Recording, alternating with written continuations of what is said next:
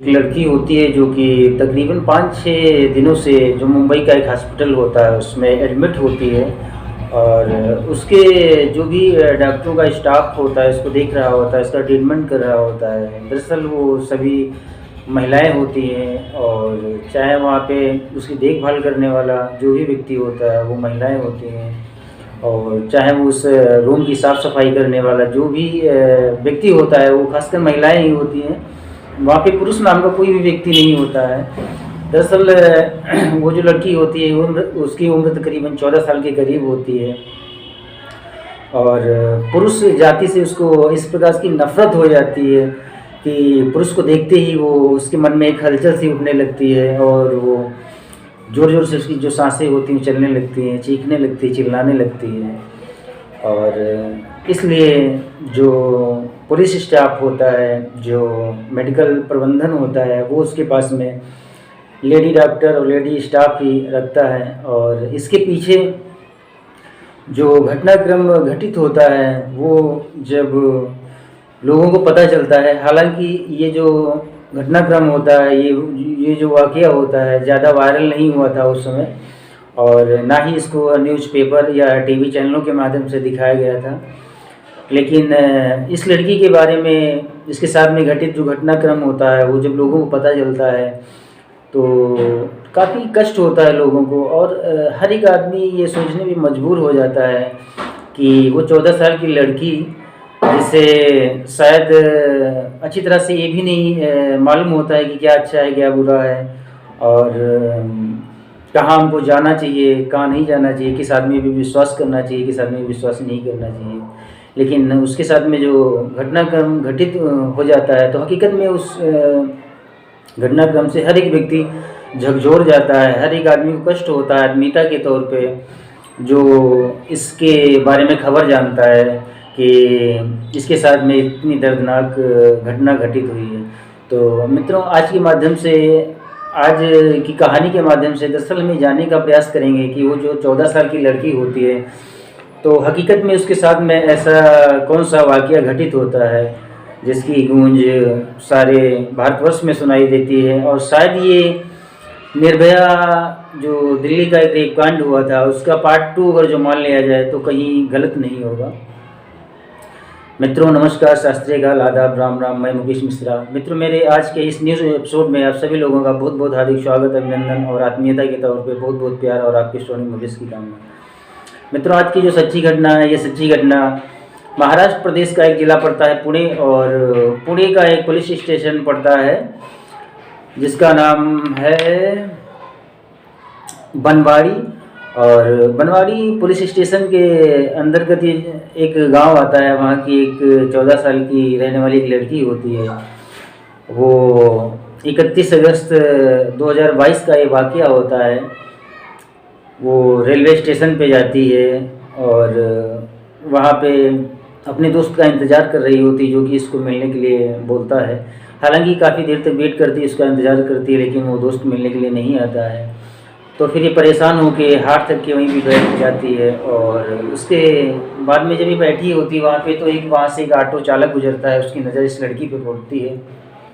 जिसके बाद में वो ऑटो चालक उसके पास में जाता है और लड़की जो होती है उस ऑटो चालक से अपनी सारी जो व्यथा होती है, अपनी दास्तां होती बयां करती है। उसके बाद में वो ऑटो चालक कहता है कि ठीक है रुको, मैं भी आ रहा हूँ, तुम्हारा जो दोस्त है वो वहाँ पे इंतज़ार कर रहा है। और ये बात कहने के बाद में ठीक 10 मिनट के बाद में वो वापस आ जाता है। और वापस आने के बाद में उसको काफ़ी प्यास लगी होती है उस लड़की को, तो फिर पानी पिलाता है। और पानी पिलाने के बाद में अपने ऑटो में बिठाता है। दरअसल उस पानी में कुछ एक नशीला पदार्थ होता है, तो जिससे उसको एक नशे का आभास होता है और वो ऑटो में बैठ जाती है। ऑटो में बैठने के बाद में वो एक सुनसान जगह होती है, वहाँ पे रुकता है और उसके साथ में बलात्कार करता है। हालांकि बलात्कार करते समय वो जो लड़की होती है वो होश में नहीं होती है, क्योंकि पहले से उसको एक नशीला कोई पदार्थ पानी में मिला के दिया गया था। और ठीक उसके बाद में फिर वो जब बलात्कार करता है, फिर उस लड़की को लेकर के एक लॉज में जाता है। उस लॉज में एक 3rd फ्लोर पे एक कमरा बना होता है, उस कमरे में लेके जाता है, जहाँ पे पहले से ही तकरीबन 12 लड़के बैठे हुए थे, इस ऑटो ड्राइवर का इंतज़ार कर रहे होते हैं। उस लड़की को वहाँ ले जाकर के पहले नशे की हालत में उस लड़की के जो कपड़े होते हैं वो सारे शरीर पर के उतार दिए जाते हैं, उसको निर्वस्त्र कर दिया जाता है और 12 के 12 जो लड़के होते हैं उसके साथ में बारी बारी से बलात्कार करते हैं, रेप करते हैं। और इस दौरान जब वो चीखती है, चिल्लाती है, तो उसके मुंह में कपड़ा ठूंस देते हैं और कुछ समय बाद में उसको नशीला इंजेक्शन देते हैं, कुछ ऐसी दवाई देते हैं जिससे उसमें सेक्सुअल जो प्रवृत्ति है वो जागृत हो। नशीले इंजेक्शन भी दिए जाते हैं। लेकिन जब ये 12 के 12 लड़के बलात्कार करते हैं, उसके कुछ देर बाद में फिर ये अपनी हवस उस लड़की के ऊपर मिटाते हैं और फिर उसको छोड़ देते हैं। लेकिन उन 12 लड़कों में से एक लड़का होता है जिसको कुछ दया भाव आ जाता है इस लड़की के ऊपर, और वो लड़का जो पड़ोस की रेलवे स्टेशन होती है, दादर रेलवे स्टेशन, वहाँ पे उसको छोड़ देता है। और छोड़ने के बाद में ये सुनसान अकेली बैठी होती है, बदहवास बैठी होती है। तब तक जो दादर रेलवे स्टेशन होता है, वहाँ के जो सफाई कर्मी होते हैं, उनकी नज़र इस लड़की पे पड़ती है। वो इस लड़की को वहाँ से किसी चीज़ का लालच दे के अपने साथ में ले जाते हैं और वो दोनों सफाई कर्मी भी उसके साथ में बलात्कार करते हैं। और बलात्कार करने के बाद में वो कुछ भी विरोध भी नहीं कर पाती है, क्योंकि वो इतना बदहवास हो चुकी थी, शायद मानसिक तौर पे भी उसका दिमाग काम नहीं कर रहा था। हालांकि बलात्कार करने के बाद में कुछ देर तक वो लड़के अपने साथ में उसको रखते हैं और फिर ठीक उत्तर की दिशा में एक ट्रेन जा रही होती है, उसमें उसको बिठा देते हैं, जो कि चंडीगढ़ ट्रेन जा रही होती है। और दरअसल उस जो ट्रेन का आखिरी स्टॉपेज होता है वो भी चंडीगढ़ होता है।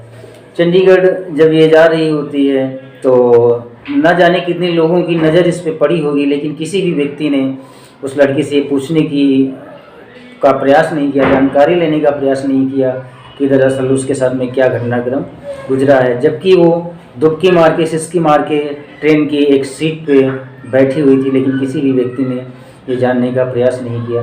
लेकिन जब ये ट्रेन अपने गंतव्य चंडीगढ़ पहुंचती है, तो जब ट्रेन से सारे पैसेंजर उतर जाते हैं और ट्रेन के हर एक डिब्बा का मुआयना करने के लिए जीआरपी के कुछ जवान होते हैं, उसमें एंट्री करते हैं। और उसी बीच एक जीआरपी का जवान होता है, उसकी नज़र इस लड़की पे पड़ती है। लेकिन उस जवान पे नज़र पड़ते ही इस लड़की के अंदर एक घबराहट सी होने लगती थी, सांसें तेज से चलने लगती हैं और ये घबराने लगती है, विचलित होने लगती है।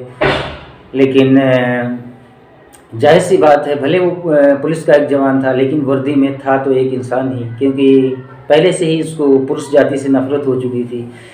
लेकिन उस लड़की से जब वो पूछता है, पूछने के बाद में जब ये जानकारी निकल के सामने आती है तो दुखी होता है और वो भी काफ़ी रोने लगता है। लेकिन वो एक संस्कारवान परिवार से बिलोंग करता था। इसके बाद में वो जब इस लड़की की सारी दास्तां कहानी सुनता है, उसके बाद में जो चंडीगढ़ का एक CWC चाइल्ड वेलफेयर एक कमेटी होती है, उसको फ़ोन करता है। वहाँ से एक महिला जो अधिकारी होती है वो आती है, वो इसको साथ में अपने लेके जाती है और उसके बाद में इसको स्नान ध्यान करवाया जाता है, कपड़े पहनाए जाते हैं और खाना वगैरह खिलाया जाता है।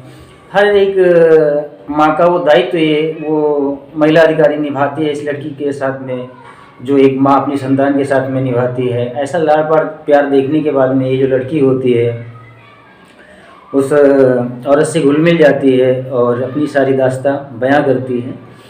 और जब दास्तां बयां करती है तो इसके शरीर में काफ़ी उस समय दर्द भी हो रहा था, इसके जो प्राइवेट पार्ट्स होते हैं उनसे काफ़ी ब्लड भी निकल रहा होता है। जो चाइल्ड वेलफेयर कमेटी की जो महिला अधिकारी होती है वो चंडीगढ़ जो पुलिस होती है उसको सूचित करती है, पुलिस की एक टीम आती है और इस लड़की को तुरंत सलाम करने योग्य जो पुलिस की कार्रवाई होती है, हकीकत में वो काबिल तारीफ़ होती है। और सल्यूट है उन सभी पुलिस के जवानों को जो इस घटनाक्रम को बहुत गंभीरता से लेते हैं और तुरंत बाई एयर बस के माध्यम से इस लड़की को बिठाया जाता है एरोप्लेन में और सीधे मुंबई के एक हॉस्पिटल में इसको ले जाकर के भर्ती कराया जाता है। और भर्ती कराने के बाद में जो मुंबई की पुलिस टीम होती है वो वापस मुंबई चली जाती है, और जो चंडीगढ़ की पुलिस होती है वो चंडीगढ़ वापस आ जाती है। लेकिन चंडीगढ़ की पुलिस जब होती है, इस महिला अधिकारी के कहने के अनुसार, जब इस विषय के, इस घटनाक्रम के बारे में गहराई से जांच पड़ताल करती है, तो सबसे पहले जो पुणे की बनवाड़ी पुलिस स्टेशन होती है वहाँ से संपर्क करती है, और संपर्क करने के बाद में जो पुणे की पुलिस होती है वो दादर जो रेलवे स्टेशन होता है वहाँ के तकरीबन 50 से 80 जो सीसीटीवी कैमरे होते हैं उनकी फुटेज खंगलवाती है, और उस एरिया के तकरीबन 200 सीसीटीवी जो फुटेज होते हैं उनको खंगाला जाता है। और अंततः वो ऑटो नज़र आ जाता है जिसमें 31 अगस्त 2022 की रात तकरीबन 10 बजे वो ऑटो ड्राइवर इस लड़की को अपने ऑटो में बिठाता है और ले जाकर के उसके साथ में बलात्कार करता है। फिर वो इसे लॉज में ले जाता है, उस ऑटो का नंबर कैद हो जाता है। उसके बाद में जो मुंबई पुलिस होती है वो सक्रिय होती है। सक्रिय होने के बाद में इस ऑटो ड्राइवर को अरेस्ट करती है, जिसकी उम्र तकरीबन 30 साल के करीब होती है। और अरेस्ट करने के बाद में जब इससे जांच पड़ताल करती है तो वो जो 12 लड़के मिलके एक लॉज में इसके साथ में बारी बारी से गैंगरेप करते हैं, बलात्कार करते हैं, उनको भी अरेस्ट कर लिया जाता है। और अरेस्ट करने के बाद में फिर जो दादर रेलवे स्टेशन पे सीसीटीवी कैमरे लगे होते हैं उनकी भी सीडीआर और निकलवाई जाती है, जिसमें जो 2 सफाई कर्मी होते हैं उन लोगों ने भी इस लड़की के साथ में बलात्कार किया होता है, उनको भी अरेस्ट किया जाता है। और कुल मिला के 16 जो अपराधी होते हैं इस घटनाक्रम के पीछे उनको अरेस्ट किया जाता है, और अरेस्ट करके उनको जेल भेज दिया जाता है। और इसी बीच जो चंडीगढ़ की पुलिस होती है वो बनवाड़ी पुलिस स्टेशन कॉल करती है जो कि पुणे में पड़ता है, और इस लड़की के बारे में जानने का प्रयास किया जाता है। तो दरअसल जब ये लड़की 31 अगस्त 2022 को घर से निकलती है तो इसके जो माता पिता होते हैं वो गुमशुदगी की जो रिपोर्ट होती है बनवाड़ी पुलिस स्टेशन में दर्ज करवाते हैं। लेकिन काबिल तारीफ जो होती है बनवाड़ी पुलिस स्टेशन वो भी बहुत गहराई से जांच पड़ताल करती है, और उसके बाद में इस सारे घटनाक्रम को गोपनीयता के तौर पे रखा जाता है, क्योंकि एक लड़की का मैटर था और वो भी नाबालिग थी। शायद इस मैटर को ज़्यादा वायरल ना हो पाए, और क्योंकि किसी भी माँ बहन के साथ में अगर जो ऐसा घटनाक्रम घटित होता है तो जाहिर सी बात होती है, सभी असामाजिक बातें होती हैं और इनसे समाज में हर एक व्यक्ति का जो रिस्पेक्ट होता है वो घटता है। उसके बाद में इन 16 लोगों को अरेस्ट करके इनको जेल भेज दिया जाता है, और जो चंडीगढ़ जो पुलिस होती है जो उसके द्वारा जो भी प्रार्थना पत्र और जो भी तथ्य होते हैं वो संकलित करके जो मुंबई पुलिस होती है, पुणे पुलिस होती है, उसके पास में दे दिए जाते हैं।